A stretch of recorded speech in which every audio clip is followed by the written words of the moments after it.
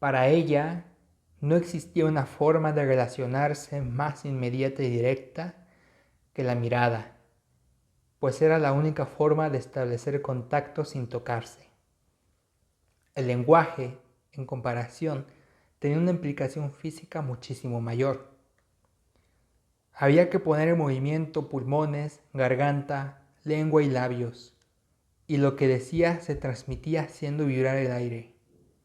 Se le secaba la boca, salpicaba saliva, se le agrietaban los labios.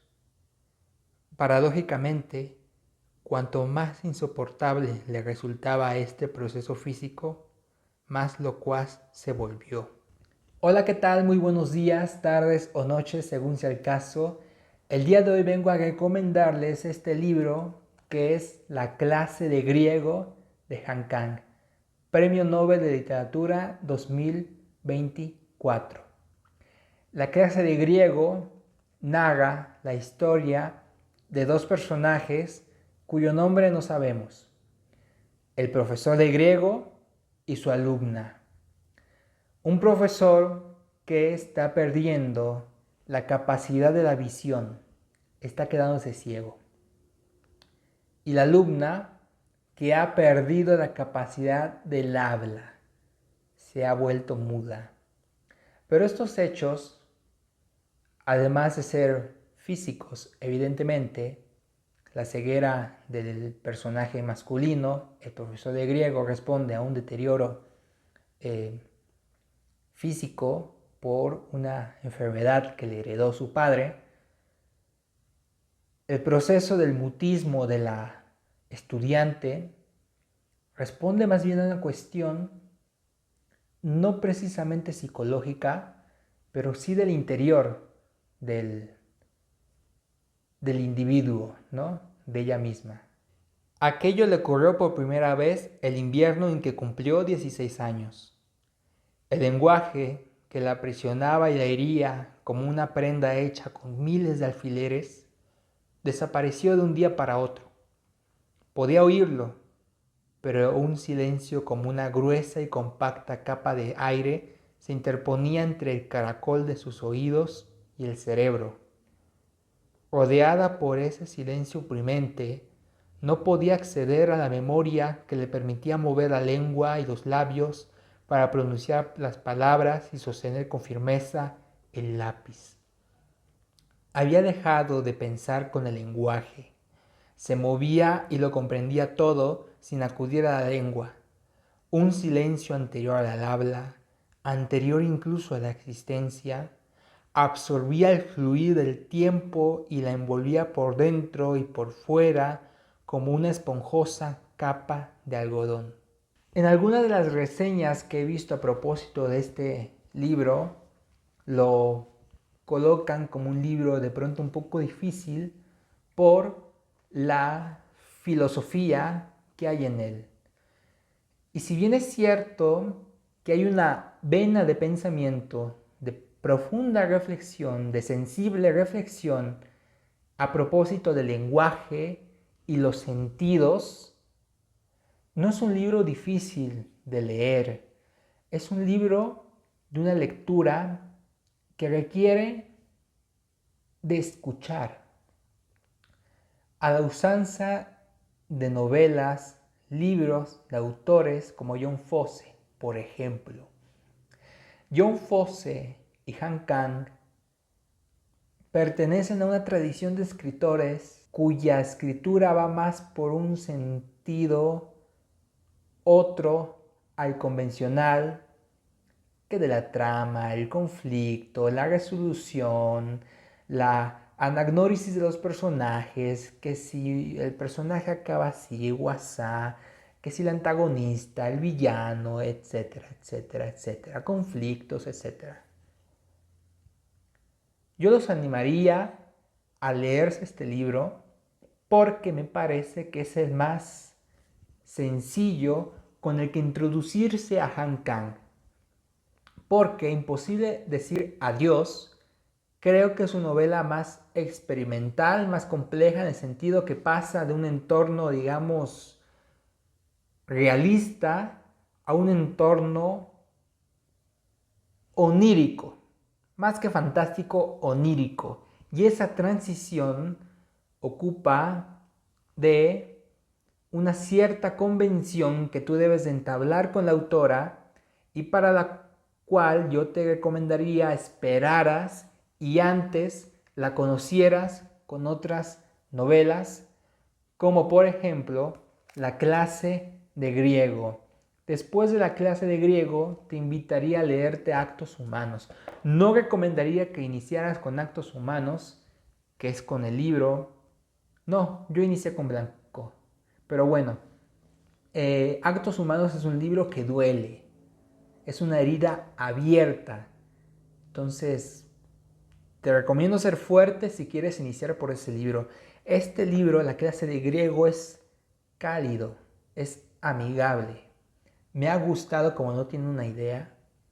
Ha sido mi compañía todas las mañanas desde hace como una semana más o menos. Despierto, voy al baño, abro la cortina, dejo pasar la luz y me siento a leer en la cama todavía, con el calorcito de la colcha, la clase de griego. Y bueno, ya les leí un pasaje a propósito de la primera vez que esta personaje perdió la capacidad del habla. El lenguaje. Perdió el lenguaje, mejor dicho. Pero ahora, muchos años después, que es el momento del libro, vuelve a perderlo. ¿Por qué? Bueno, de pronto, aquí hay algo que tiene que ver. Dice, aquello no tenía causa alguna, ni tampoco mostraba síntomas precursores. Claro que algo tendría que ver que su madre hubiera fallecido hacía 6 meses, que ella se hubiera divorciado, que hubiera perdido la custodia de su hijo de 8 años después de 3 juicios y que el niño estuviera viviendo con su padre desde hacía 5 meses. El psicoterapeuta de pelo canoso, al que iba a ver semanalmente por el insomnio que sufría desde que había tenido que enviar a su hijo con su exmarido, pensaba que ella se negaba a reconocer las causas más evidentes de su problema. No es eso, escribió ella en el cuaderno que estaba sobre la mesa. No es tan simple. Yo los invito, por tanto, a dejar de lado el psicoanálisis, que mucho daño nos ha hecho, y se abran a la experiencia de este libro sin ideas preconcebidas, escuchando, no intentando juzgar ni dar explicaciones ni de decir, es que por esto y aquello. Escuchen, porque este psicoterapeuta es justo lo que nunca hace con este personaje, escucharla. Solo la ve como un caso para un libro que podría él escribir de casos extraordinarios. Qué horror, qué espanto, qué insensibilidad. Y bueno, hay una cuestión que me parece muy propia de Han Kang. No he leído La Vegetariana, pero por lo que he escuchado, este extrañamiento del cuerpo propio, del mundo físico, es una constante en su obra. Y algo de eso creo que sí hay en Blanco. Pero en donde es más evidente es en libros como La Vegetariana y La clase de griego.